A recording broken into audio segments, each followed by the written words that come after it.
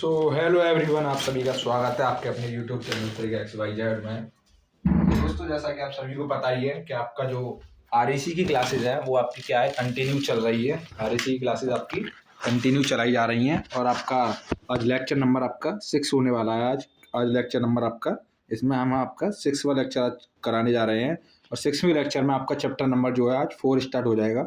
Chapter number आपका 4 start आज होने जा रहा है, जो कि काफ़ी इंटरेस्टिंग चैप्टर है और आपका काफ़ी सबसे पूरे आपके RAC में ये लगभग ये चैप्टर और आपका ये सबसे बड़ा चैप्टर है। और इस चैप्टर में आपके काफ़ी इंपॉर्टेंट टॉपिक भी हैं, सभी ज़्यादातर इसमें इंपॉर्टेंट टॉपिक ही हैं। और इस चैप्टर से आपके जो पेपर के बारे में, अगर मैं पेपर के पॉइंट ऑफ व्यू से बात करूँ, तो इस चैप्टर से आपके लगभग 10 से 15 नंबर के बीच मोस्टली 20 नंबर तक का भी हो जाता है। 10 से 15-20 नंबर का आपका हर बार एग्जाम में आता है, हर बार आपके एग्जाम में पूछा जाता है। और जो भी आपके प्रीवियस ईयर एग्जाम में पूछे गए हैं, आप देख भी सकते हैं उनमें कि आपके इस चैप्टर से कितने क्वेश्चन आपके पूछे जाते हैं। तो स्टार्ट करते हैं बिना देरी करते हुए। आपका मैंने कल चैप्टर नंबर 3 कंप्लीट करा दिया था और उसमें हम कुछ न्यूमेरिकल भी कराने वाले थे, जो कि आज की क्लास में नहीं कराएंगे और आपका उसका एक अलग से सेशन लेके उसमें कंप्लीट न्यूमेरिकल करा देंगे, ठीक है ना। तो स्टार्ट करते हैं हम बिना देरी करते हुए आज के इस सेशन को। चैप्टर नंबर 4 का चैप्टर नंबर 4 है, जिसका नाम है आपका एयर रेफ्रिजरेशन। एयर रेफ्रिजरेशन क्या होता है, आपका वायु रेफ्रिजरेशन, उसके बारे में हम कंप्लीट डिटेल में आपकी इस टॉपिक पर हम बात करेंगे। और अब मैं जो भी आपको इसमें समझ में ना आए, कोई भी इसमें प्रॉब्लम आए, तो आप कमेंट बॉक्स में डाल दें, उसको हम नेक्स्ट लेक्चर में आपको समझाने की कोशिश करेंगे। तो स्टार्ट करते हैं सबसे पहले हम कि आपका वायु रेफ्रिजरेशन क्या होता है, एयर रेफ्रिजरेशन क्या होता है, इसके बारे में हम पहले बात करेंगे। तो देखिए, एयर रेफ्रिजरेशन की सबसे पुरानी विधि है। कौन सी? एयर रेफ्रिजरेशन की सबसे पुरानी विधि है। इसकी प्रमुख विशेषता यह है कि इसमें रेफ्रिजरेंट पूरे चक्र के दौरान इसकी प्रमुख विशेषता यह है कि इसमें रेफ्रिजरेंट पूरे चक्र के दौरान गैसीय अवस्था में होता है। मतलब आपका जो एयर रेफ्रिजरेशन होता है, एयर रेफ्रिजरेशन, उसमें जो आपका रेफ्रिजरेंट है क्या है? रेफ्रिजरेंट आपका पूरे चक्र के दौरान किस में रहता है? आपका गैसीय अवस्था में रहता है। किस में रहता है? गैसीय अवस्था में रहता है, जो आपका रेफ्रिजरेंट होता है उसमें, ठीक है ना। इसमें देखिए, परंतु इसके निम्न निष्पादन गुणांक क्या है? इसका निम्न निष्पादन गुणांक जो आपका COP है, इसका COP है, क्या है? निम्न परंतु इसके निम्न निष्पादन गुणांक एवं उच्च प्रचालन लागत, low of COP and high operation cost, क्या है? परंतु इसके निम्न निष्पादन गुणांक, COP जो इसका निम्न है, एवं इसका जो ऑपरेशन कॉस्ट है, पूरा प्रोसेस का कॉस्ट है, वो क्या है? हाई, उच्च प्रचार लागत के कारण यह आजकल देखने को नहीं मिलता है। तो देखिए, क्या है इसका पीछे का रीजन मैं आपको बताता हूँ कि आपका जो है ये रेफ्रिजरेशन की सबसे पुरानी विधि है। वायु रेफ्रिजरेशन जो है आपकी रेफ्रिजरेशन की सबसे पुरानी विधि है। इसकी प्रमुख विशेषता आपकी क्या है? इसकी प्रमुख विशेषता यह है कि इसमें रेफ्रिजरेंट पूरे चक्र के दौरान, जैसे कि आपका मान लीजिए कोई भी आपका कंप्रेसर लगा हुआ है यहाँ पे, ये आपका क्या है? ये एक मिनट, कलर चेंज करते हैं हम। सपोज दैट आपका यहाँ पे लगा हुआ है कंप्रेसर और यहाँ लगा हुआ है आपका इवेपोरेटर और यहाँ कुछ और सिस्टम लगा हुआ है, यहाँ पे कुछ और सिस्टम लगा हुआ है। कोई आपका एयर रेफ्रिजरेशन सिस्टम है, ये सपोज दैट ये एयर रेफ्रिजरेशन सिस्टम है।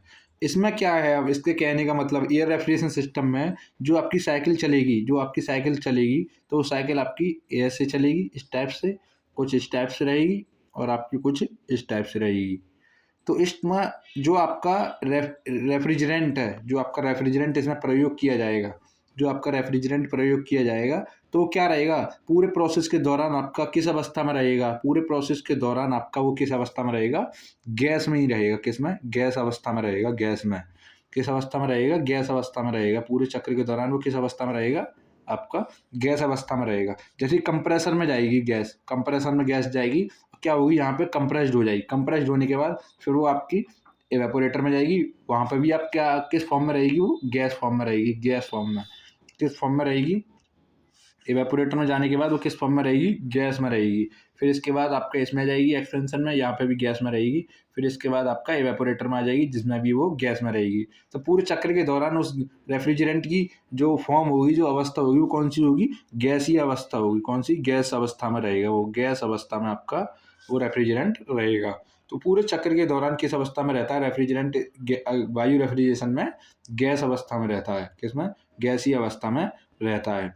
इसके बाद देखिए, अब इसमें इसका क्या है, इसमें जो इसका निष्पादन गुणांक है, जो कोफिशिएंट ऑफ परफॉर्मेंस है, वो क्या है, निष्पादन गुणांक COP है इसका। परंतु इसमें निम्न निष्पादन गुणांक क्या है, इसका निष्पादन गुणांक निम्न होता है। एवं इसका जो ऑपरेशन कॉस्ट होती है, प्रचालन लागत होती है, वो क्या रहती है, हाई रहती है।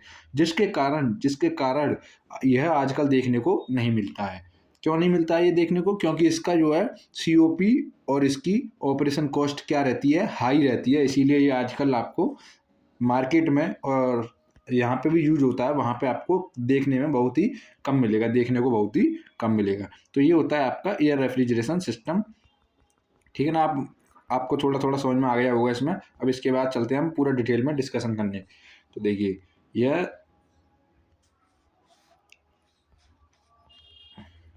हाँ चला गया।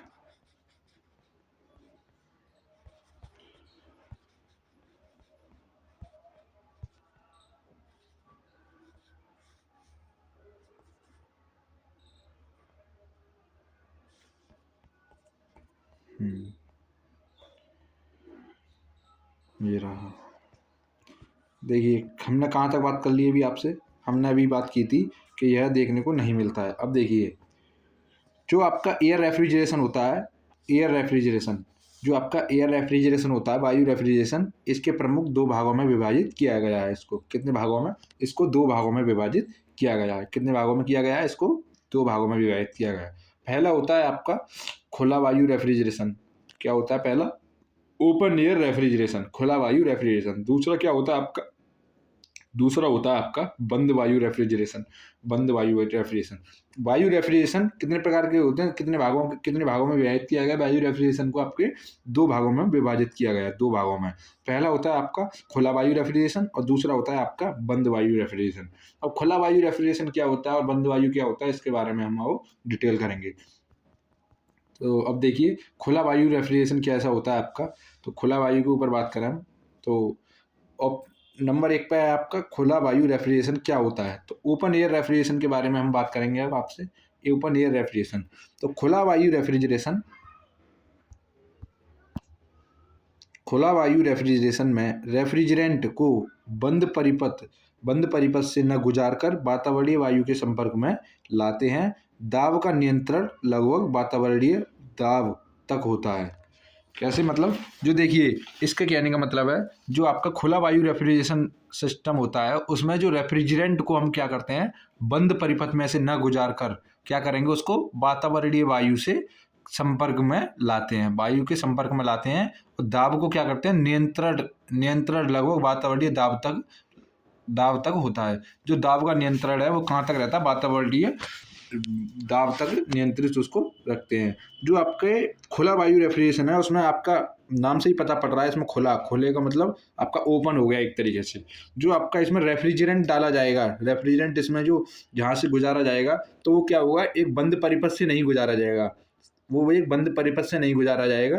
क्या करेंगे, उसको हम जो आपका वातावरणीय वायु है, एटमॉस्फेरिक एयर है, उसके संपर्क से गुजारेंगे, उसके संपर्क में लाते हैं, वातावरणीय वायु के संपर्क में लाते हैं। संपर्क में लाने के बाद जो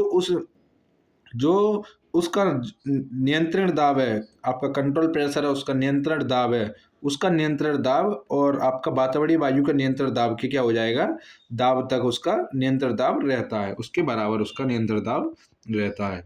तो ये समझ में आ गया होगा आपका खुला वायु रेफ्रिजरेशन कैसे कार्य करता है। खुला वायु रेफ्रिजरेशन आपका एक बंद परिपथ, ये परिपथ लिखा हुआ है यहाँ पे, बंद परिपथ से न गुजार कर वातावरणीय वायु के संपर्क में लाते हैं। दाब का नियंत्रण लगभग वातावरणीय दाब तक होता है। कहाँ तक होता है? वातावरणीय दाब तक। दाब का नियंत्रण कहाँ तक होता है आपका? वातावरणीय दाब तक होता है। जो दाब का नियंत्रण होता है कहाँ तक होता है? वातावरणीय दाब तक होता है। तो ये आपको समझ में आ गया होगा। अब इसके बाद देखते हैं आपका बंद वायु रेफ्रिजरेशन क्या होता है। बंद वायु रेफ्रिजरेशन, तो देखिए बंद वायु रेफ्रिजरेशन की बात करें तो सेम इसका उल्टा प्रोसेस उसमें रहता है। सेम उसमें उसका उल्टा प्रोसेस इसमें रहता है बंद वायु रेफ्रिजरेशन में। तो बंद वायु रेफ्रिजरेशन आपका क्या होता है? इस प्रकार के रेफ्रिजरेशन में पाइप सदैव, इस प्रकार के रेफ्रिजरेटर में पाइप, बंद का नाम आ गया तो इसमें क्या हो जाएगा? आपका क्लोज हो जाएगा। क्लोज जो रेफ्रिजरेंट है वो क्या हो जाएगा? आपका बंद हो जाएगा एक तरीके से। मतलब एक तरीके से किसी पाइप या कोई भी उसका एलिमेंट होगा जो आपका क्या रहेगा? वातावरणीय वायु के संपर्क में उसे ना आने देगा। तो ये क्या कह रहा है? इस प्रकार के रेफ्रिजरेशन में पाइप सदैव रेफ्रिजरेंट होता है। क्या होता है? पाइप खुद रेफ्रिजरेंट होता है तथा इसमें दाब सदैव वायुमंडलीय दाब से अधिक होता है। क्या होता है? इसका जो प्रेशर होता है वायुमंडलीय दाब से क्या होता है? वायुमंडलीय दाब से अधिक होता है। पाइप से रेफ्रिजरेंट एक पूरा चक्र कर शीतलन प्रभाव उत्पन्न करता है। क्या करता है? ये आपका क्या है देखिए, इस प्रकार के रेफ्रिजरेशन में पाइप क्या होता है? आपका खुद आपका रेफ्रिजरेंट का कार्य करता है।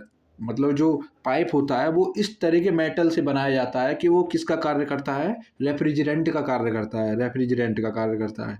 किसका कार्य करता है? पाइप खुद रेफ्रिजरेंट का कार्य करता है तथा इसमें दाब जो आपका प्रेशर होता है, इसका प्रेशर होता है, प्रेशर जो आपका इसका दाब होता है वो सदैव वायुमंडलीय दाब से क्या होता है? अधिक होता है। वायुमंडलीय दाब से अधिक होता है। तो ये सिंपल लैंग्वेज में आपको मैंने ये लिखवाया हुआ है, यहाँ पे लिखा हुआ है ये सिंपल लैंग्वेज में, और आप अपने नोट्सों में भी ऐसे ही लिखते चलेंगे साथ के साथ ही, और आपको अच्छे तरीके से भी समझ में आ जाएगा। तो इस प्रकार के रेफ्रिजरेशन में क्या होता है? पाइप सदैव रेफ्रिजरेंट होता है तथा इसमें सदैव दाब वायुमंडलीय दाब से अधिक होता है। जो इसका दाब होता है वो वायुमंडलीय दाब से अधिक होता है। किसका? रेफ्रिजरेंट का। रेफ्रिजरेंट का दाब किससे अधिक होता है? वायुमंडलीय दाब से अधिक होता है। पाइप से रेफ्रिजरेंट एक पूरा चक्र कर शीतलन प्रभाव उत्पन्न करता है। क्या करता है? शीतलन प्रभाव उत्पन्न करता है। मतलब पाइप से रेफ्रिजरेंट एक पूरा चक्र, एक पूरी साइकिल हो जाने के बाद क्या करता है? आपकी कूलिंग प्रोवाइड करता है, शीतलन प्रभाव उत्पन्न करता है। क्या करता है? शीतलन प्रभाव उत्पन्न करता है। ये क्या होता है आपका? ये होता है आपका close air refrigeration. Close air refrigeration. तो आपका मैंने आपके उसके दो भाग होते हैं एयर रेफ्रिजरेशन के, एक होता है ओपन एंड एक होता है क्लोज। तो मैंने ओपन और क्लोज आपके दोनों करा दिए हैं। खुला ओपन का मतलब ये खुला, आपका खुला रेफ्रिजरेशन है, खुला एयर रेफ्रिजरेशन है, उसके नाम से ही पता पड़ रहा है हमें, ओपन है वो, ओपन खुला। तो वो क्या होता है? खुले वायु रेफ्रिजरेशन में क्या होता है?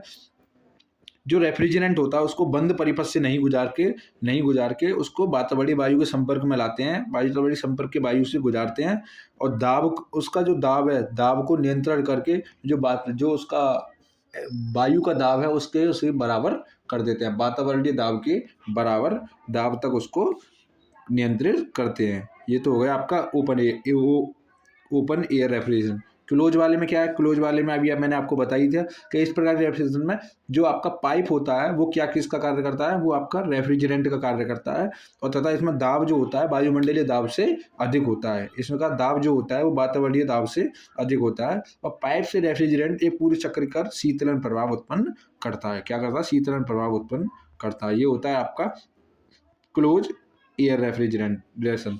तो ये आपका हो गया रेफ्रिजरेशन।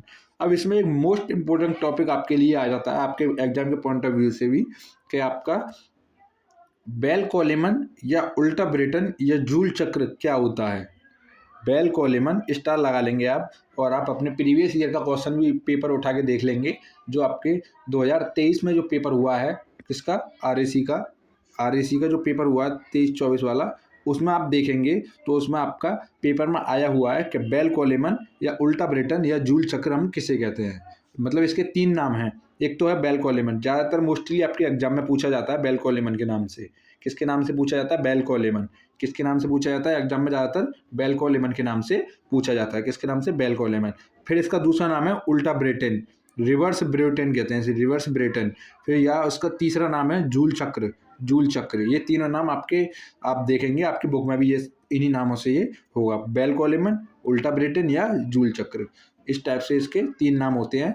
तो ये क्या होता है, इसके बारे में हम पूरी डिटेल में आपको बात करने वाले हैं। काफ़ी इंटरेस्टिंग भी है ये और काफ़ी अच्छा भी है।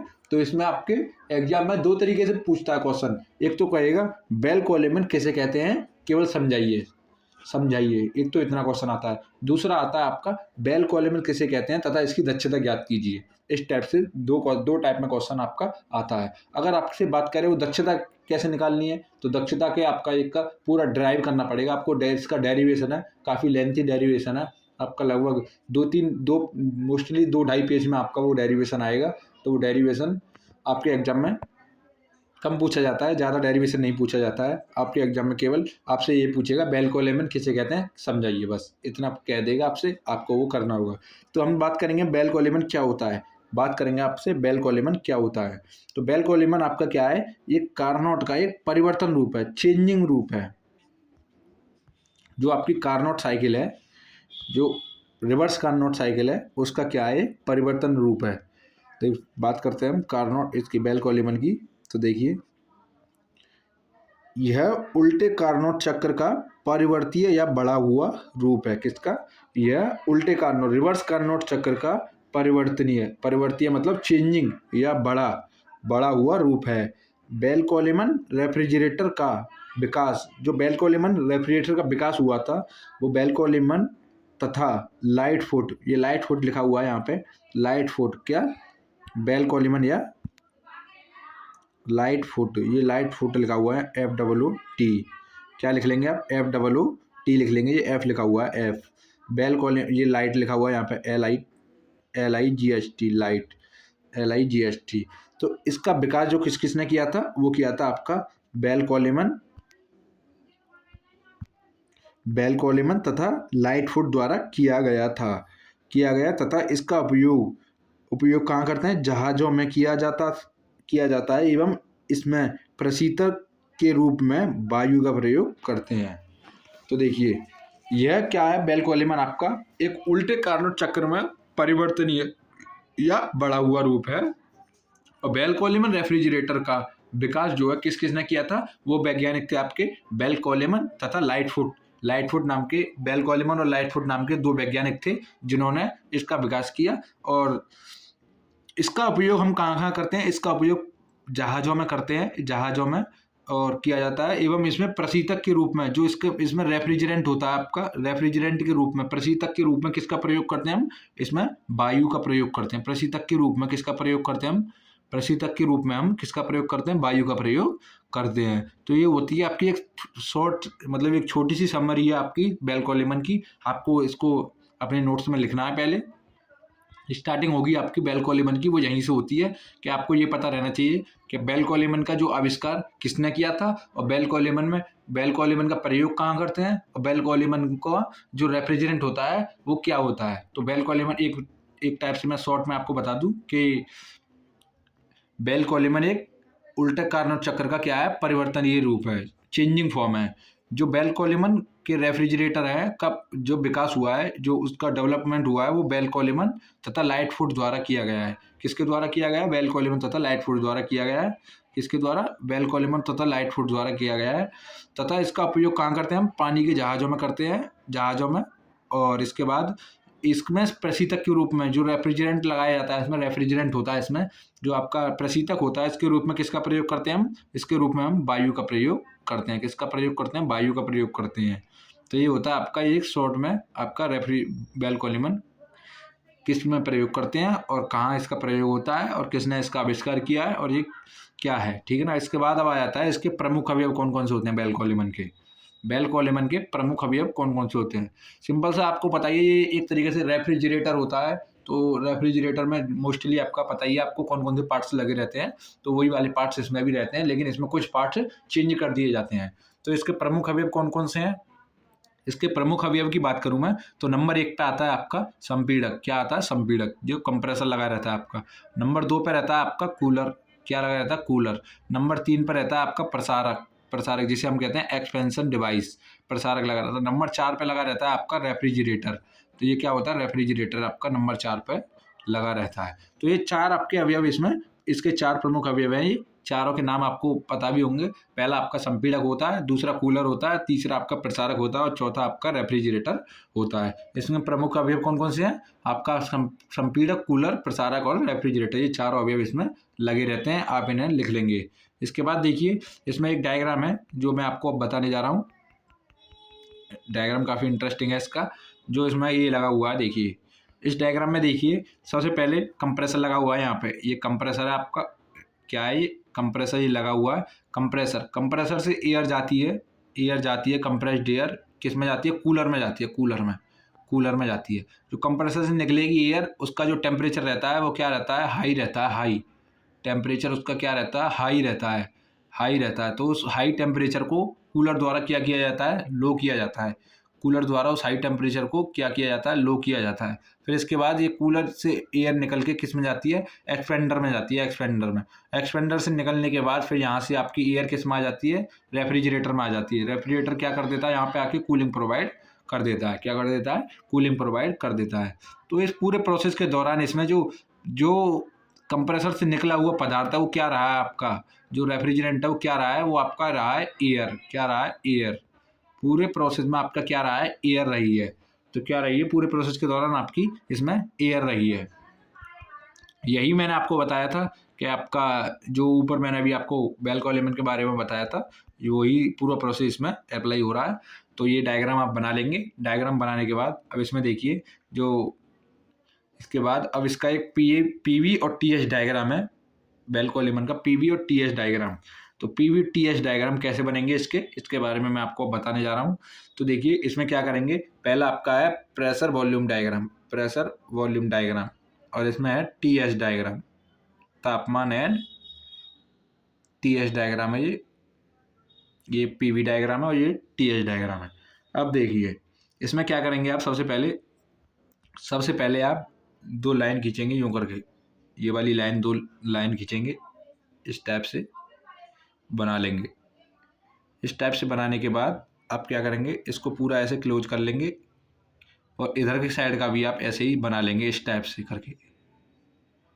ये वाला भी आप सेम बना लेंगे, जो मैंने अभी बनाया था ना ऐसे वाला, ये इस टाइप से आप बना लेंगे।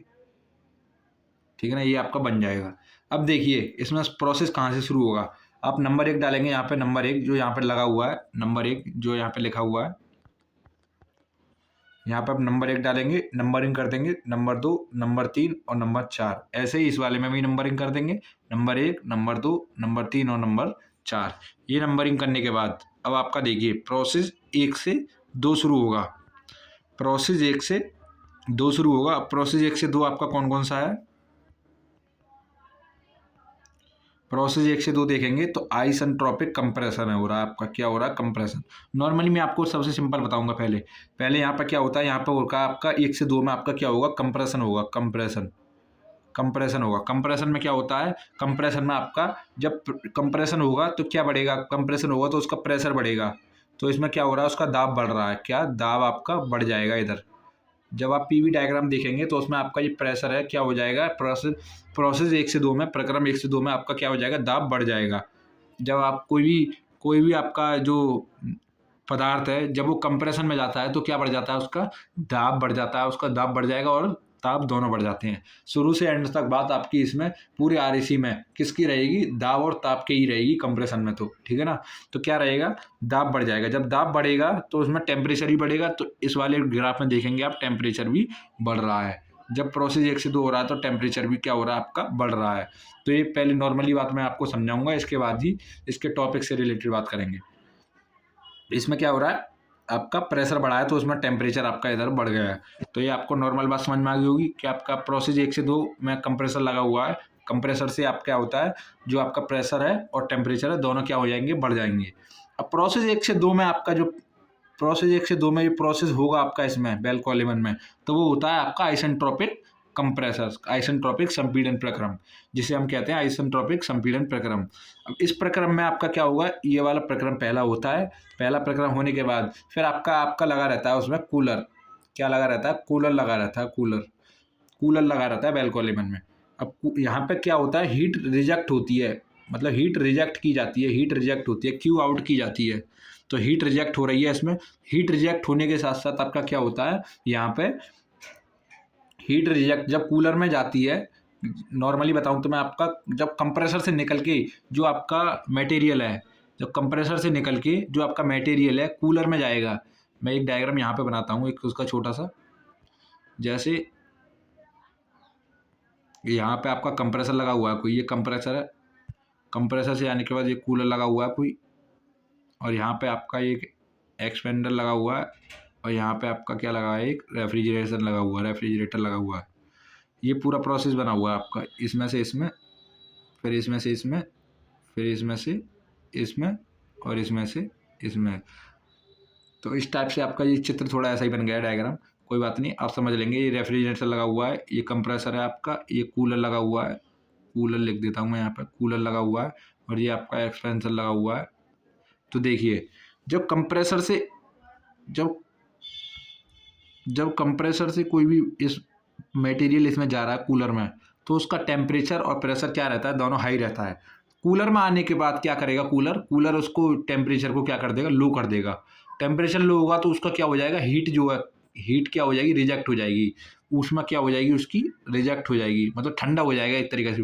तो क्यू जो है आपका क्या हो जाएगा इसमें, क्यू आपका इसमें आउट हो जाएगा। क्यू आउट होगा, हीट रिजेक्ट होगी, इसमें से हीट निकल जाएगी, तो क्या हो जाएगा, जो मटेरियल है आपका वो ठंडा हो जाएगा। क्या हो जाएगा, ठंडा हो जाएगा। जो भी आपकी एयर है वो कैसी हो जाएगी, वो ठंडी हो जाएगी एयर। तो प्रोसेस 2 से 3 में आपका क्या हो रहा है, ये ठंडी हो रही है। क्यू आपका बाहर निकल रहा है, क्यू बाहर निकल रहा है। तो क्यू बाहर निकलेगा तो 2 से 3 में आपका क्या हो जाएगा, जब क्यू बाहर निकलेगा तो टेम्परेचर क्या हो जाएगा, कम हो जाएगा।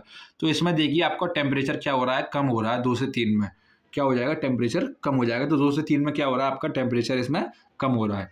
अब इसके बाद देखिए 2 से 3 हो गए आपका, अब 3 से 4 आता है आपके। 3 से 4 में, जब 3 से 4 प्रोसेस आएगा आपके 3 से 4 में, तो 3 से 4 में क्या होगा, तो इसके बाद आपका 3 से 4 इसमें से इसमें आएगा, फिर ये मटेरियल तो किस में आएगा, इसमें आएगा।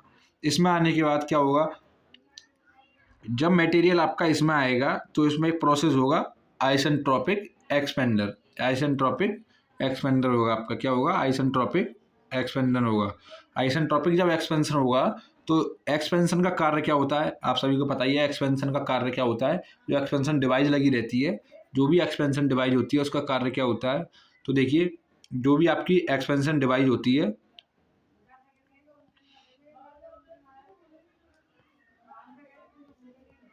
देखिए यहाँ पे लगा हुआ, ये रहा एक्सपेंडर लगा हुआ, ये रहा एक्सपेंडर। तो जो भी आपकी एक्सपेंशन डिवाइस होती है उसमें क्या काम होता है,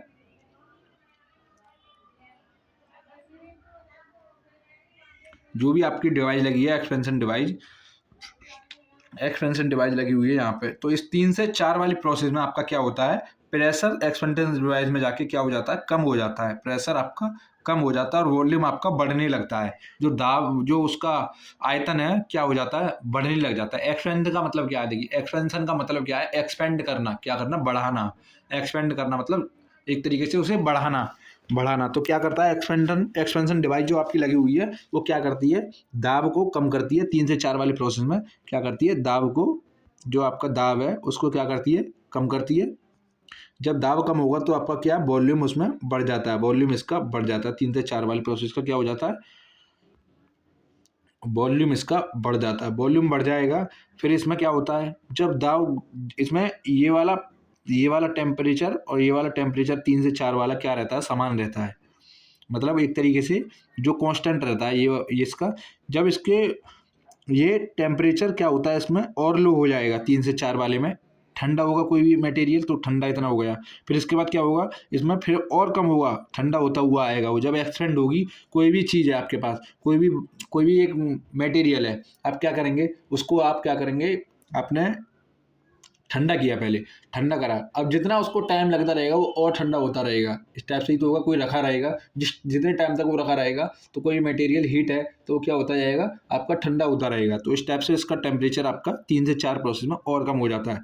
फिर इसके बाद आते हैं हम 4 से 1 प्रोसेस में। 4 से 1 प्रोसेस में क्या होता है आपका, देखिए 4 से 1 प्रोसेस आपका क्या रहता है, इस वाले प्रोसेस में आपका प्रेशर क्या रहता है, दाब क्या रहता है, कांस्टेंट रहता है। दाब क्या रहता है इस वाली प्रोसेस में, कांस्टेंट रहता है। केवल क्या बढ़ता है, आयतन बढ़ता है। क्या बढ़ता है, केवल आयतन बढ़ता है। ऐसे ही इस वाले में है आपका, इस वाले पॉइंट में है। इसमें टेम्परेचर आपका थोड़ा इंक्रीज करेगा, साथ में क्या करेगा, जो आपकी एंट्रोपी है वो भी आपकी क्या करेगी, बढ़ेगी। जो आपकी एंट्रोपी है वो भी क्या करेगी, बढ़ेगी। तो जो एंट्रोपी, ये वाली एंट्रोपी आपकी क्या करेगी, वो भी आपकी थोड़ी बढ़ेगी। ये 4 से 1 प्रोसेस है आपका, ठीक है ना। तो इस टाइप से आपको ग्राफ ये समझ में आया होगा।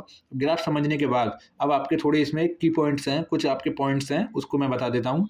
जो या ऐसे डॉट डॉट करके आप लिख लेंगे यहाँ पे, जो T2 ऐसे लिखा हुआ है और आपका T1 ऐसे लिखा हुआ है, इस टाइप से लिख लेंगे। इसको लिखने के बाद अब देखिए T2, ये वाला, सॉरी, इसको मैं रफ कर दूँ, अब समझ में आ गया होगा तो आपके। एक बार मैं इनको हटा देता हूँ क्योंकि काफ़ी इसमें मैंने पेन चला दिया है। तो एक बार हम हटा देते हैं इसको। हटाने के बाद मैं आपको अब बताता हूँ। अब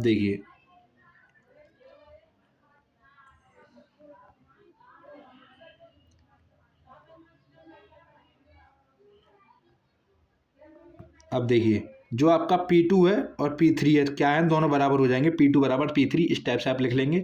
और P1 और P4 आपके क्या हो जाएंगे, बराबर हो जाएंगे। इनको भी इस टाइप से आप लिख लेंगे। इसके बाद देखिए Q, ये आपका जो V2 है, V2 है वो इस टाइप से लिख लेंगे। और जो आपका V1 है उसे आप इस टाइप से लिख लेंगे। ये लिखने के बाद अब आप क्या करेंगे, इनका पूरा डायग्राम बना लेंगे अच्छे तरीके से, जो जिस टाइप से मैंने आपको समझाया है अभी और आपको बना के भी दिखाया है। जो ये डायग्राम है, जिसके डायग्राम समझ में नहीं आया हो, क्या करेंगे हम, कल क्लास कराएंगे तो उसमें भी आपको रिवाइज कराएंगे अच्छे से। और ये डायग्राम आप देखिए, पूरा आप थ्योरेटिकल इसका इस डायग्राम की मदद से ही कर पाएंगे। आपको अगर डायग्राम समझ में आ जाएगा तो आप क्या करेंगे, और अच्छे तरीके से इसको लिखने में आसानी आपको हो जाएगी, ठीक है ना। मैंने प्रोसेस आपको ये समझा ही दिए हैं कि कौन कौन से प्रोसेस किस किस टाइम पे हो रहे हैं। नॉर्मली आपने जो रिवर्स कार्नोट साइकिल पढ़ा था उसी के टाइप से ही ये वाला प्रोसेस है, लेकिन उसमें डायग्राम चेंज बनते थे। इसमें ग्राफ जो इसके बनते हैं वो इसमें ये वाले ग्राफ इसमें चेंज हो जाते हैं, ठीक है ना। तो इस टाइप से रहता है। अब बात करते हैं हम इसके थ्योरी पार्ट की। तो ये तो हो गया आपका समझने का प्रोसेस, पूरा समझने वाला पार्ट हो गया ये इतना। तो इसके बाद आपको क्या करना है, इसके बाद अब आपका थ्योरी पार्ट शुरू होता है, थ्योरी वाला पार्ट। तो उसको कैसे लिखेंगे, इसके बाद देखिए, इसमें लिखा हुआ है। इसमें पहले बात तो आप बता दूँ, इसमें आपके कितने प्रोसेस होते हैं। इसमें आपके देखिए प्रक्रम 1 से 2 हो रहा है, पूरे टोटल 4 प्रोसेस होते हैं। तो पहले बात करेंगे हम प्रक्रम 1 से 2 से, प्रोसेस 1 से 2। जो प्रोसेस 1 से 2 हो रहा है आपका, प्रक्रम 1 से 2, जो ये वाला प्रक्रम 1 से 2 हो रहा है वो कौन सा हो रहा है, जो प्रक्रम 1 से 2 हो रहा है वो कौन सा हो रहा है, वो हो रहा है आपका आइसेंट्रोपिक कंप्रेशन, मतलब आइसेंट्रोपिक संपीड़न प्रक्रम, आइसेंट्रोपिक कंप्रेशन प्रक्रम। आइसेंट्रोपिक कंप्रेशन प्रक्रम में अब क्या होता है, आप देखिए, इसके बारे में हम हिंदी में बात करेंगे। तो देखिए, आइसेंट्रोपिक कंप्रेशन प्रक्रम में आप संपीड़न प्रक्रम होता है। इस प्रक्रम के दौरान रेफ्रिजरेटर से ठंडी हवा निकलकर, जो आपका रेफ्रिजरेटर होता है, मतलब रेफ्रिजरेटर होता है, ये रेफ्रिजरेटर है, रेफ्रिजरेटर से ठंडी हवा निकल के किस में जाती है, कंप्रेशन में जाएगी। किस में जाएगी, कंप्रेशन में जाती है। तो यही वहाँ पर लिखा हुआ है कि आपका जो है, जो इस प्रक्रम के दौरान रेफ्रिजरेटर से ठंडी हवा निकलकर उसे संपीड़क में भेजा जाता है।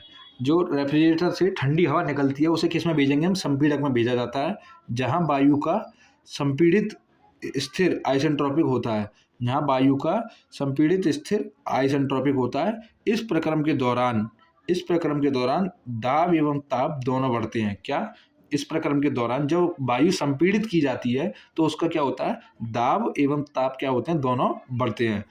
विशिष्ट आयतन घटकर V1 से V2 हो जाता है। क्या, जो उसका आयतन है क्या घट जाता है, मतलब जो कोई भी आपका मटेरियल है, जब उसका, सपोज दैट ये मटेरियल है, अब इसको हम कंप्रेस्ड करेंगे तो ये क्या हो जाएगा आपका, इस टाइप से इस साइज में आ जाएगा। कोई भी मटेरियल है आपका, एग्जांपल के थ्रू में अगर बताना चाहूँ तो, अगर जैसे कि आपका ये है और इसका वॉल्यूम क्या है, इसका आयतन जो है आपका V1 है, सपोज दैट इसका आयतन V1 है। जब इसको हम कंप्रेस्ड करेंगे, क्या करेंगे हम, इसको कंप्रेस्ड करेंगे, तो इसको दबाएंगे तो ये दब के, सपोज दैट ये इतना हो जाता है, दबने के बाद ये इतना हो जाता है। तो इसका आयतन में क्या हो गया, आयतन में ये घटा आ गया, इसका आयतन घट गया। तो आपका ये वॉल्यूम B1 से, आयतन B1 से क्या हो जाएगा, इसका B2 हो जाएगा। B1 से आपका क्या हो जाएगा, आयतन B2 हो जाएगा। तो ये यहीं पे ये बात ही कहना चाह रहा है कि इसका जो आयतन घटकर क्या हो जाता है, आयतन घटकर B1 से B2 हो जाता है। तो ये आपका ये आइसेंट्रोपिक संपीड़न प्रक्रम होता है इस टाइप से। अब इसके बाद देखिए, इस प्रक्रम के दौरान ना तो ऊष्मा अवशोषित होती है और ना ही निष्कासित होती है।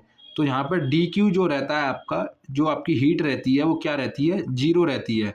मतलब आपकी हीट का कोई भी इसमें ट्रांसफर नहीं होता है। तो क्या लिख देंगे आप, dq बराबर 0। जो आपकी हीट है वो क्या रहती है, 0 रहती है। इस टाइप से आप लिख लेंगे dq बराबर 0। इस टाइप से आप इसको लिख लेंगे।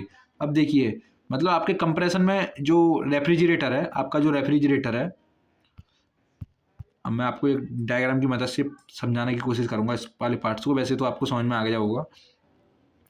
जैसे कि आपका रेफ्रिजरेटर है कोई, कहाँ चला जाता है यार,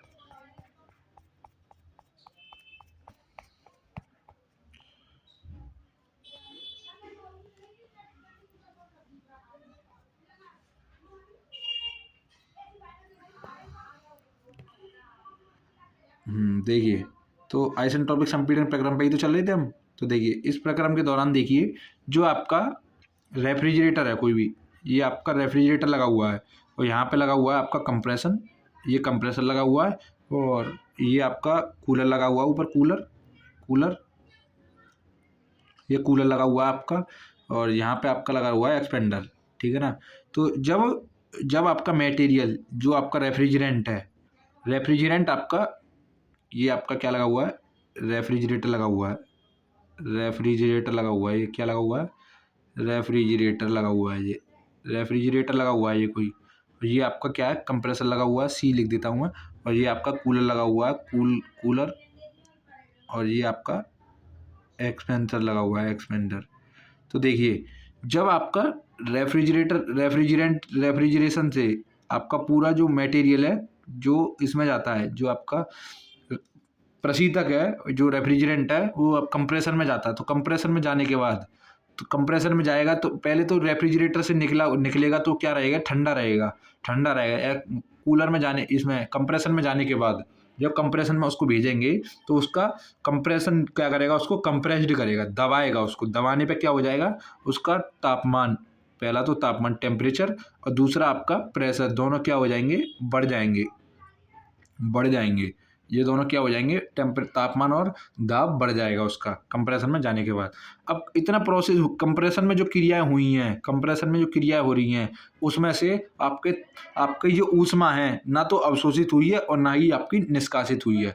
तो ये यही कह रहा है कि कंप्रेशन के दौरान आपका पूरा प्रोसेस क्या रहता है, ऐसा ही रहता है। इसमें कोई भी आपकी ऊष्मा का कोई भी आपका स्थानांतरण नहीं होता। इस प्रक्रम के दौरान ना तो ऊष्मा अवशोषित होती है और ना ही निष्कासित होती है। तो dq इजिकल टू 0, मतलब आपका हीट का कोई भी इसमें कार्य नहीं हुआ है, हीट का आपका कोई भी आदान प्रदान नहीं हुआ है। ये हो गया आपका प्रोसेस 1 से 2 प्रोसेस। अब बात करते हैं प्रोसेस 2 से 3 में क्या होता है आपका, प्रोसेस 2 से 3।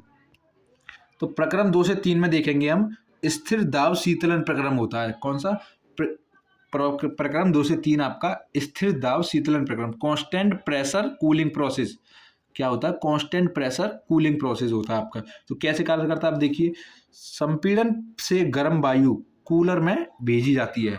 बता ही दिया था मैंने आपको पूरा प्रोसेस। ये 2 से 3 में क्या होगा, 2 से 3 में होता है जो संपीड़ित वायु होती है उसको किस में भेजा जाता है, हम उसको कूलर में भेजते हैं। कूलर का कार्य करता है, उसके तापमान को क्या कर लेता है, अवशोषित कर लेता है, हीट को। उसके जो रेफ्रिजरेंट होता है, रेफ्रिजरेंट की जो हीट होती है, जो तापमान उसका हाई रहता है, उस तापमान को क्या करता है, लो करता है। तो देखिए, इस गर्म वायु को, इस संपीड़न से गर्म वायु को कूलर में भेजी जाती है, जिससे इस गर्म वायु का शीतलन होता है। क्या होता है, शीतलन होता है, ठंडी होती है, जो स्थिर रहता है। क्या रहता है, स्थिर रहता है, जो स्थिर रहता है। अर्थात मतलब जो इसका दाब है, दाब, यहाँ दाब लिख लेंगे आप, जो दाब मतलब शीतलन होता है। तो जो दाब है वो क्या रहता है, आपका स्थिर रहता है। अर्थात जो दाब P3 है वो क्या रहता है, P2 रहता है। तापमान एवं विशिष्ट आयतन, जो इसका तापमान है, जब इसका जब ये ठंडी की जाएगी तो इसमें तापमान में क्या आएगी, कमी आएगी, तापमान आपका घट जाएगा। तापमान घटेगा तो क्या होगा, दाब भी इसका घट जाएगा। तो कैसे घटेगा, तो दाब, सॉरी दाब नहीं कह रहा, दाब तो आपका कांस्टेंट रहेगा, दाब तो आपका कांस्टेंट रहेगा, लेकिन जो आपका तापमान एवं विशिष्ट आयतन है, वॉल्यूम है, वो क्या हो जाएगा, घट जाएगा, घटेगा। तो T2 से आपका क्या हो जाएगा, T3 हो जाएगा, और V2 से आपका V3 हो जाता है। तो ये प्रोसेस आपका क्या रहता है, स्थिर दाब शीतलन प्रक्रम में रहता है। अभी मैंने आपको देखिए ऊपर जो बताया था, जो ग्राफ में अभी मैंने समझाया था आपको, तो जो आपका 2 से 3 प्रोसेस था, 2 से 3 प्रोसेस, 2 से 3 पीवी चार्ट में देखेंगे आप, 2 से 3 प्रोसेस, जो पीवी चार्ट है उसमें हम 2 से 3 प्रोसेस देखेंगे। तो उसमें आपका जो क्यू है वो क्या हो रहा है, आउट हो रही है, क्यू हीट आपकी क्या हो रही है, आउट हो रही है। तो इस टाइप से प्रोसेस इसमें रहता है, क्या है, क्यू आपकी आउट हो रही है, तो इस टाइप से आपका ये प्रोसेस इसमें रहता है। तो ये आपको समझ में आ गया होगा कि इस वाले प्रोसेस में क्या रहता है, आपकी ठंडी की जाती है, जो आपका रेफ्रिजरेंट होता है उसको क्या किया जाता है, ठंडा किया जाता है, और जिससे ठंडा करने के बाद आपके जो उसका दाब है वो आपका क्या रहता है, स्थिर रहता है। और आपका जो इसमें चेंज होता है वो क्या होता है, आपका टेम्परेचर जो तापमान है एवं इसका विशिष्ट आयतन है, वॉल्यूम है, वो क्या हो जाता है, चेंज हो जाता है, चेंज हो जाता है। ये चेंज होता है V2 से V3 आपका हो जाता है, जो आपको मैं ऊपर भी ग्राफ में भी दिखा दूंगा। मतलब T2 से T3 आपका कैसे हो गया वो, और V2 से V3 आपका कैसा हो गया। ये प्रोसेस आपका 2 से 3 है, प्रोसेस 2 से 3 में T2 से T3 और V2 से V3 आपके कैसे हो जाते हैं, अब इसके बारे में बताऊँ आपको। तो देखिए जो आपका इसमें ग्राफ है, इसमें देखिए 2 से 3 में, 2 से 3 में तो प्रेशर क्या है आपका, कांस्टेंट है, प्रेशर क्या है, कांस्टेंट है, प्रेशर आपका क्या रहता है, कांस्टेंट रहता है। केवल क्या चेंज होता है, क्या चेंज होता है, देखिए तो जब जब आपका ये टेम्परेचर है 2 से 3 में आएंगे तो टेम्परेचर क्या हो जाता है, कम हो रहा है, टेम्परेचर क्या हो रहा है, कम हो रहा है, टेम्परेचर क्या हो रहा है, कम हो रहा है। देखिए जो टेम्परेचर है वो टेम्परेचर पहले 2 पे यहाँ पे था, लेकिन कहाँ पे आ गया है, और यहाँ पे, तो क्या हो रही है, टेम्परेचर में गिरावट आ रही है। तो मैंने 2 से 3 में आपको समझाया भी था, जब मैंने ग्राफ समझाए थे उस टाइम पे। अब देखिए इस वाले में देखिए वॉल्यूम है, जो वॉल्यूम, ये वॉल्यूम है, उसमें कैसे कमी आ रही है।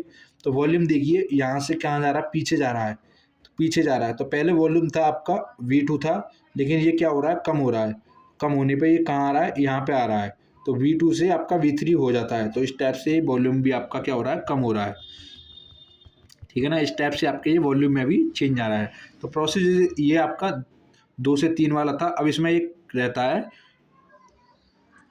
इस वाले प्रोसेस में एक लाइन यहाँ पे दबी हुई है, वो आपको नहीं दिख रही है, तो उसको मैं आप बता दूँ वो क्या लिखा हुआ है। यहाँ पे लिखा हुआ है, इस प्रक्रम में आपकी जो, इस प्रक्रम में दाब तो क्या रहता है, आपका स्थिर रहता है, परंतु इसमें जो ऊष्मा का क्या होता है, स्थानांतरण होता है, ऊष्मा का स्थानांतरण होता है। आपने देखा होगा प्रोसेस के दौरान आपने देखा होगा, जो आपके पूरे प्रक्रम के दौरान क्या हुआ है, हीट का, देखिए हीट का जो क्या हुआ, आदान प्रदान हुआ, शीतलन होता है, मतलब हीट क्या होती है, बाहर निकाली जाती है, हीट बाहर निष्कासित की जाती है, क्यू क्या की जाती है, आउट की जाती है, यहाँ से क्यू आउट होती है, तो हीट क्या होती है, इसमें से निष्कासित की जाती है। ग्राफ में भी आपको दिख रहा होगा, ग्राफ में भी यहाँ पे मैं दिखाने की कोशिश करूंगा, जो आपकी हीट है ये वाली क्या हो रही है, आउट हो रही है 2 से 3 में, तो हीट आउट होती है। तो इसमें क्या लिखेंगे, जैसे कि यहाँ पे आपने प्रक्रम 1 से 2 में लिखा था, यहाँ पे तो अवशोषित होती है और ना ही निष्कासित होती है, मतलब हीट का आदान प्रदान नहीं होता। तो DQ इजिकल टू 0 डायरेक्टली आपने लिख दिया था। लेकिन अब उसमें क्या हो रहा है, 2 से 3 में आपका, पर 2 से 3 प्रोसेस में आपका क्या हो रहा है,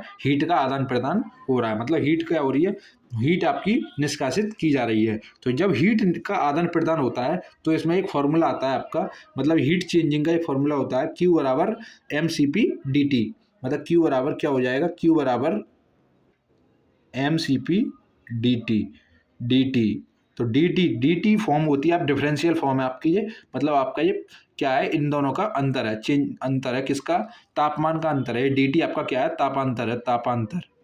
dt क्या है आपका, तापांतर है, या तापमान का अंतर कह लीजिए। तो ये dt क्या है आपका, तापांतर है। जब इस फॉर्म को हम कैसे लिखेंगे, इसको हम दूसरे रूप में हम कैसे लिखते हैं, इसको हम दूसरे रूप में देखिए इस टाइप से लिखेंगे कि इसके बाद पहले आप ये लाइन लिखेंगे, ये लाइन लिखने के बाद अब लिखेंगे आप नीचे लाइन से ये वाली लाइन लिखेंगे। तो प्रोसेस जो क्यू 2 से 3, जो प्रोसेस 2 से 3 लिखा हुआ है यहाँ पे, Q 2 से 3, Q 2 3 बराबर mCp और जो dt है उसको हम कैसे लिख देंगे, T2 minus T3, T2 minus T3। Process 2 से 3 हो रहा है तो टेम्परेचर भी 2 से 3 वाला ही इसमें अंतर वाला लिखा जाएगा। तो mCp dt में आप लिखेंगे mCp T2 माइनस T3, तो इस टाइप से लिख लेंगे, जहां आपका m क्या है, m आपका वायु का द्रव्यमान है और Cp आपकी स्थिर दाब पर विशिष्ट ऊष्मा है। क्या है, स्थिर दाब पर विशिष्ट ऊष्मा। इस टाइप से आपका ये प्रोसेस कौन सा है, ये प्रोसेस आपका 2 से 3 यहाँ पे आपका कंप्लीट हो जाएगा। अब इसके बाद बात करेंगे हम प्रोसेस 3 से 4 वाले में। प्रोसेस 3 से 4 आपका क्या होता है और कैसे कार्य करता है, इसके बारे में हम बताएंगे अब आपको। देखिए, प्रोसेस 3 से 4 के बाद बात करूँ मैं, प्रोसेस 3 से 4 आपका कैसे कार्य करता है। तो देखिए, 3 से 4 वाली प्रोसेस का नाम है आइसेंट्रोपिक प्रसारण प्रक्रम। आइसेंट्रोपिक प्रसारण प्रक्रम, प्रसारण हो रहा है, इसमें एक्सपेंशन हो रहा है। तो देखिए, पहले मैं एक तरीके से आपसे ऊपर को बता दूं, इसका नाम स्थिर दाब शीतलन प्रक्रम ही क्यों रखा गया था। इसका नाम स्थिर दाब प्रक्रम, प्रोसेस 2 को स्थिर दाब शीतलन प्रक्रम क्यों कहेंगे, क्योंकि देखिए प्रोसेस 2 से 3 में क्या हो रहा था, दाब आपका क्या रह रहा था, स्थिर रह रहा था। 2 से 3 ये वाला दाब क्या रह रहा था आपका, स्थिर रह रहा था। शीतलन क्या होता है, शीतलन में आपका कूलिंग होता है, कूलर का प्रयोग करेंगे। अब कोई भी चीज़ हम ठंडी करेंगे तो क्या करेंगे, जब आपको गर्मी लग जाती है ज़्यादा तो आप क्या करते हैं, कूलर चलाते हैं, पंखे चलाते हैं। तो इस टाइप से आप क्या करेंगे, शीतलन प्रक्रम का शीतलन हो रहा है तो इसमें क्या करेंगे, इसका नाम उसी टाइप से रखा गया है। आप नाम इनका भूल नहीं सकते, आप आसानी से याद कर सकते हैं। कैसे करेंगे, तो स्थिर दाब शीतलन प्रक्रम, नाम से ही पता पड़ रहा है दाब स्थिर रहेगा, उसका आप कूलिंग प्रोवाइड करेगा। तो इस टाइप से इसका, इस प्रोसेस से इसका नाम इस टाइप से आपको याद रखने में आसानी रहेगी। अब बात करेंगे हम 3 से 4 वाले में। 3 से 4 वाले में तो अब जब कूलर से वायु निकलेगी तो किस में जाती है, वो जाती है आपकी प्रसारण में। किस में जाती है, प्रसारण में, जो एक्सपेंशन लगा होता है उसमें जाती है। तो 3 से 4 प्रक्रम रहता है, तो आइसेंट्रोपिक प्रसारण प्रक्रम है वो, आइसेंट्रोपिक एक्सपेंशन प्रोसेस। तो देखिए, कूलर से वायु का प्रसारक एक्सपेंडर में भेजा जाता है, जहां वायु स्थिर एंट्रोपी पर प्रसारित होती है। किस पे, वायु आपकी जो है स्थिर एंट्रोपी पे, एंट्रोपी जो एस है आपकी क्या रहती है, वो स्थिर रहती है, प्रसारित होती है, स्थिर एंट्रोपी पर प्रसारित होती है। प्रक्रम के दौरान दाब घटकर, अब जब वायु क्या होगी, स्थिर एंट्रोपी पर प्रसारित होगी, तो प्रक्रम के दौरान जो दाब है आपका, प्रक्रम के दौरान जो आपका दाब है घटकर क्या हो जाएगा, P3 से P4 हो जाता है। आयतन बढ़कर, आयतन क्या हो जाएगा, बढ़ जाएगा, B3 से B4 हो जाता है। इस प्रक्रम के दौरान ना तो ऊष्मा अवशोषित की जाती है और ना ही निष्कासित की जाती है। ठीक है ना। इस प्रक्रम के दौरान आपका जो 3 से 4 प्रक्रम है, उस प्रक्रम में आपकी ना ऊष्मा अवशोषित की जाती है और ना ही निष्कासित की जाती है। तो मतलब आपको पता ही होगा, तो आपका इसमें dq बराबर क्या हो जाएगा, dq बराबर आपका 0 हो जाएगा। जो प्रोसेस 1 से 2 था वही वाला प्रोसेस ये वाला भी है, उसमें भी ऊष्मा का आदान प्रदान नहीं हो रहा था और इस वाले प्रोसेस में भी ऊष्मा का आदान प्रदान नहीं हो रहा। मतलब आपकी ऊष्मा ना तो ली जा रही है और ना ही दी जा रही है। तो ये वाले प्रोसेस में आपकी क्या रहती है, हीट बराबर 0 हो जाती है इसमें। तो ये वाला प्रोसेस आपको समझ में आ होगा कि जो आइसेंट्रोपिक संपीड़क है, आइसेंट्रोपिक जो प्रसारण प्रक्रम है, उस प्रक्रम में आपका क्या हो जाती है, जो उस प्रक्रम में आपका दाब घटकर क्या हो जाता है, P3 से P4 हो जाएगा। आप क्या करेंगे, इनको लिखेंगे ना जब, तो एक बार ग्राफ देखते साथ के साथ चलेंगे। हम, मुझे दिखाने में थोड़ा प्रॉब्लम हो रही है, तो देखिए बार बार मुझे ऊपर करना पड़ रहा है। तो जो आपका प्रोसेस 2 से 3 चल रहा है, उसमें देखिए दाब क्या हो रहा है, दाब P3 है, P3 से घट के कहाँ आ रहा है आपका, P4 पे आ रहा है, मतलब घट रहा है दाब। लेकिन इसका वॉल्यूम जो है, आयतन जो है कितना है, यहाँ पे B है, सपोज दैट यहाँ पे B वॉल्यूम है, यहाँ से बढ़ के कहाँ आ रहा है आपका, यहाँ पे आ रहा है। तो दाब क्या हो रहा है आपका, B2 हो रहा है, मतलब बढ़ रहा है। इस टाइप से आपका दाब क्या हो रहा है, यहाँ पे बढ़ रहा है। तो इस टाइप से आपका ये इसमें हो रहा है। अब देखिए, अब बात करें, ये हो गया यहाँ पे ना, क्या हो जाता है, B3 से B4 हो जाता है। इस प्रक्रम के दौरान ना तो ऊष्मा अवशोषित की जाती है और ना ही निष्कासित की जाती है। तो इसमें हीट बराबर 0 रख देंगे। 3 से 4 में Q 3 से 4 अब क्या हो जाएगी, बराबर 0 के हो जाएगी, मतलब हीट का कोई भी आदान प्रदान इसमें नहीं हुआ है। अब बात करेंगे 4 से 1 प्रोसेस, जो कि आपका इस प्रक्रम का, इस बेल-कोलीमन का लास्ट प्रोसेस है। 4 से 1 प्रक्रम, और प्रक्रम 4 से 1 कौन सा है, देखिए प्रक्रम 4 से 1 होता है आपका स्थिर दाब पर ऊष्मा अवशोषित या प्रसारण प्रक्रम, कांस्टेंट प्रेशर हीट ऑब्जर्वेशन, या आपका एक्सपेंशन प्रक्रम। अब देखिए 4 से 1 प्रक्रम में क्या होता है आपका, प्रसारक से शीतलक वायु रेफ्रिजरेटर में भेजी जाती है। आपको पता ही है, जब एक्सपेंडर से कोई भी वायु निकाली जाती है तो कहाँ भेजी जाती है? रेफ्रिजरेटर में भेजी जाती है। रेफ्रिजरेटर में भेजा जाता है जहाँ तापमान T4 से बढ़कर T1 हो जाता है। तापमान बढ़ने के कारण आयतन बढ़कर B4 से B1 हो जाता है। स्थिर दाब पर अवशोषित ऊष्मा जो होती है, इसमें क्या होता है? ऊष्मा का आदान प्रदान होता है। तो ऊष्मा का जब आदान प्रदान होगा तो तापमान में क्या आएगा? आपका अंतर आएगा। तो इसमें क्या हो जाएगा? Q4 से 1 आपका क्या हो जाएगा?